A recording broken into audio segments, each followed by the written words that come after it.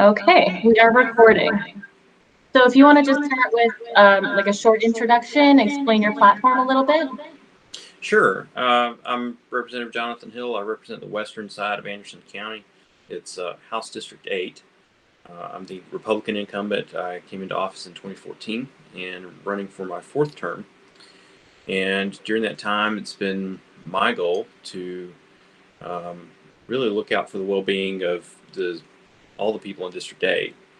I guess my campaign has several themes: protecting life, defending liberty, exposing corruption, and that's my record has definitely hit on all three of those things over the last 6 years. I'm not your average Republican, I'll tell you that much. I'm very, very conservative.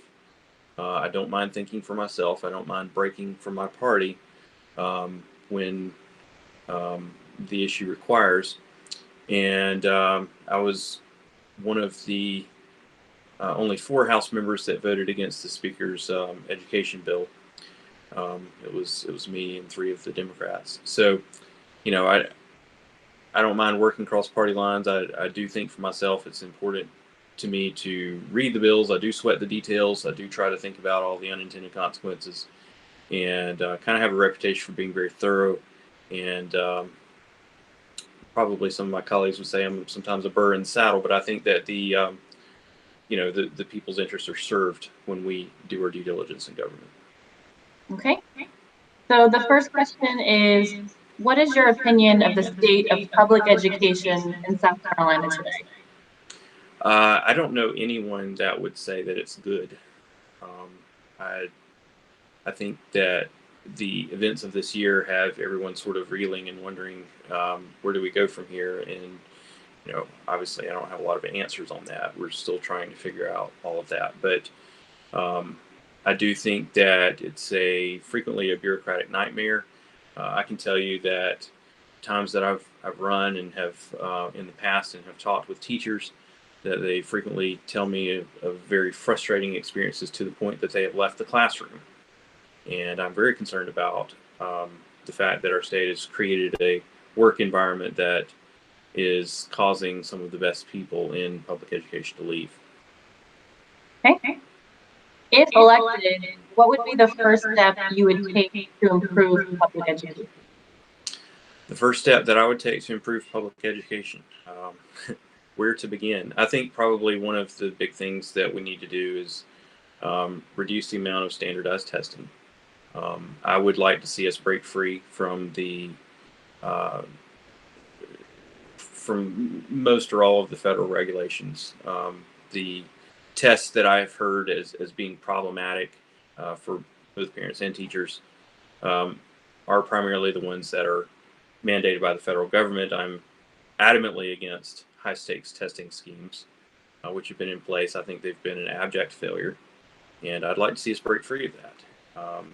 Aside from that, I would very much like to see us simplify, streamline our state funding of education, fully fund public education. If we have a funding formula in the law, we should follow it. It's that simple. And if it needs to be updated, let's update it, but let's follow the law.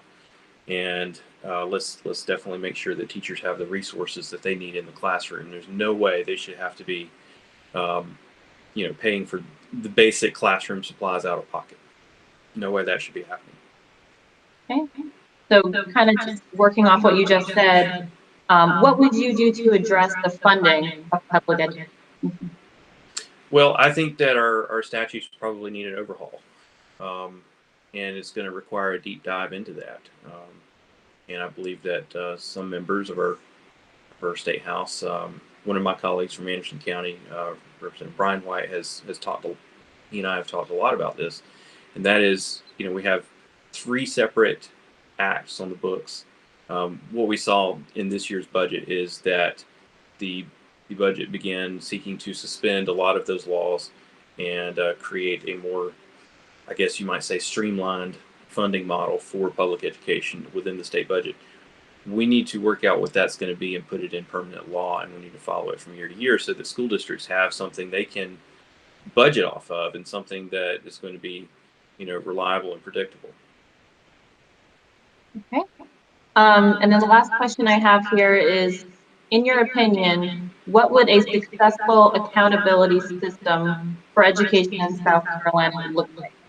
A successful education accountability system. Yeah. Um, who are we holding accountable? The teachers, or the administration, or the students? Or can you give me a little direction on what that question? It could be both. How are we going to hold teachers accountable, principals accountable, students? However you want to interpret that. Okay. All right. Yeah. I mean, um, so for one thing, I think that we need to recognize and embrace the role that parents play in this whole equation. First of all, when it comes to behavioral issues with students, when it comes to them doing their homework and student achievement, parents are a big part of that. And I think that the more we rely on teachers and schools as an institution to achieve those outcomes, I think the farther away we're going to get from those outcomes, actually. And I realize that not everyone grows up in the same kind of household, but I think that we need to be more proactive in working with the parents and reaching out to them.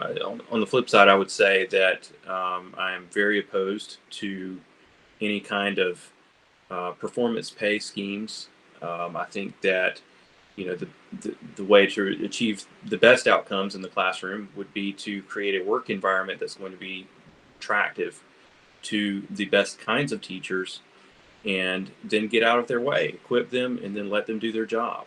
I think that the best teachers are going to be intrinsically motivated to invest in those students, and and we ought to not create bureaucratic frustrations, overburdening paperwork, unnecessary tests that cause them to get so frustrated that they leave the classroom. We're not going to, honestly, as strange as it may sound, I don't think that we can spend our way out of this issue. I don't think that that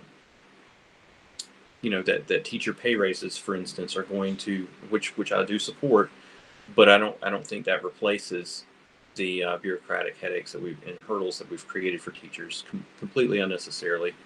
So I think that honestly, I think we need to rethink public education in a lot of ways. Okay. Those are all the questions I have. Is there anything else that you'd like to say, or? Well, I would just like to say that I am just really, really proud of the school districts that I represent. I have had opportunities to network with them, in particular Townville Elementary, which was, the site of a tragic incident several years ago. And I've just been really proud. I know that they're still feeling the effects of that tragedy. I know that. But I am really proud of how the community pulled together, parents and teachers and faith leaders and so forth. And they just have an outstanding culture there. And I think that, we need to just recognize where good things are happening in public education. And so shout out to Townville Elementary. Thank you for doing a great job. Okay. All right. Thank you so much. All right. Thank you.